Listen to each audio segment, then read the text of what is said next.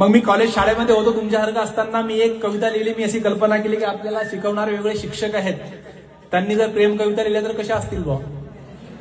समजा मराठी विषयाचे शिक्षक आहेत, त्यांनी प्रेम कविता लिहिली की तुझ्या, हे बघा या कवितेतील सर्व पात्र आणि घटना काल्पनिक आहे, त्याचा वास्तव जीवनाशी काही संबंध नाही.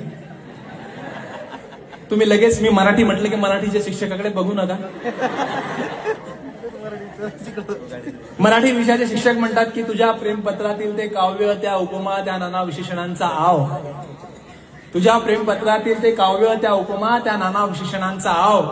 अगं आजवर मला काही कळालं नाही, आता तरी शुद्ध लेखनाची सवय लाव. गणित विषयाचे शिक्षक म्हणतात की मला कळत नाही तू असं वागतेस कशासाठी, जिथं गुणायचं आहे तिथे भागतेस कशासाठी.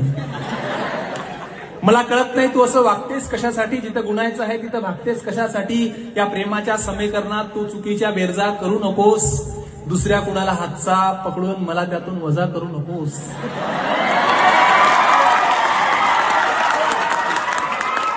नंतर इतिहास विषयाचा शिक्षक असतो तो म्हणतो की युगायुगापासून मनावर माझ्या शिलालेखा एवढा एक घाव आहे. युगायुगापासून मनावर माझ्या शिलालेखा एवढा एक घाव आहे. तुझ्यातली मस्तानी जरी मेली तरी मी अजून बाजीराव आहे.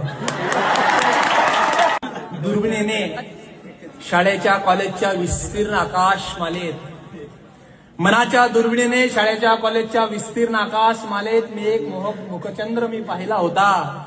पण त्याच वेळी त्याच्या भोवती फिरणारा भाऊ नावाचा धूमकेतू माझ्या नजरेआडच राहिला होता. चित्रकलेचा शिक्षक म्हणतो की तुझ्या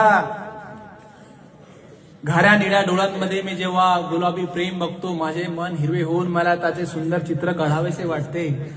पण संसाराच्या शुभ्र कॅनव्हासवर असे चित्र जर मला चितारता आले असते, संसाराच्या शुभ्र कॅनव्हासवर असे चित्र जर मला चितारता आले असते, तर तुझ्या लांब सडक केसांचे मी 2-4 ब्रश नक्कीच बनवले असते.